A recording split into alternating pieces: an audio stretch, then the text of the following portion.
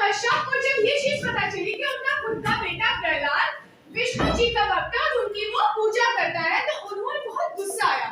ठीक है, तो उन्होंने बहुत सारे प्लान्स बनाए कि मैं अपनी बेटी जो प्रहलाद है उनको मैं मार दूंगा। ओके, तो उन्होंने सबसे पहले प्लान क्या बनाया कि उन्होंने एक कुआं देखा, कुएं में प्रहलाद को डाल दिया।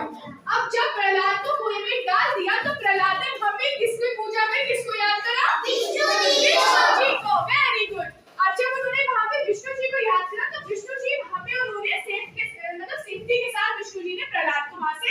अब सेकंड इन्होंने आइडिया क्या लगाया, जब वहां से प्रहलाद बच गया तो सेकंड लगाया कि उन्होंने उसको जंगली जानवर के पास डाल दिया प्रहलाद को।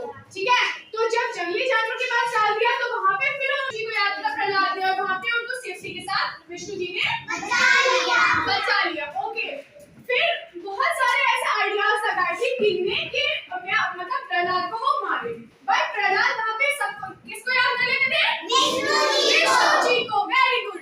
तो उसके बाद फिर उनकी एक बहन, राजा की एक बहन थी जिसका क्या नाम था? होलिका। Very good. तो होलिका के साथ राजा ने एक प्लान बनाया कि मैं अपने बेटे को मतलब जो प्रहलाद है उसको मैं मार दूंगा, क्योंकि वो विष्णु जी की पूजा करते थे। ओके, तो उन्होंने एक प्लान बनाया कि होलिका के साथ, अच्छा होलिका को एक चादर दी थी, ठीक है, ब्लैंकेट दी थी, उनको एक आशीर्वाद के तौर पर एक ब्लैंकेट दी थी कि जब होलिका कहीं भी मतलब आग में बैठेगी तो वो जलेगी नहीं अगर वो ब्लैंकेट ओढ़ कर बैठती है। तो राजा ने और होलिका ने क्या किया कि बहुत ढेर सारे लकड़ी के बंडल बनाए। ओके, तो उसके ऊपर प्रहलाद सारे बंडल बनाए और उन्होंने क्या करा कि होलिका ने प्रहलाद को लेकर उस बंडल के ऊपर बैठ गई। अच्छा, होलिका जो थी वो ब्लैंकेट ओढ़ी थी तो उसको तो पूरा श्योर था कि वो जलेगी नहीं और प्रहलाद जो था वो लकड़ी की आग के ऊपर बैठा है। ठीक है, तो वो जल जाएगा, होलिका बच जाएगी और प्रहलाद मर जाएगा। ठीक है, उनका ये प्लान था। बट हुआ क्या, जैसे ही आग जलने लगी तो प्रहलाद ने वहां पर विष्णु जी को याद किया।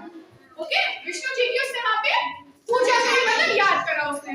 तो हुआ क्या कि हवा चलने लगी, बहुत मतलब एकदम से हवा चली और वेरी गुड, होलिका जली नहीं बेटा, पहले जो उसकी ओढ़नी थी, जो उसकी चादर थी वो प्रहलाद के ऊपर आ गई और होलिका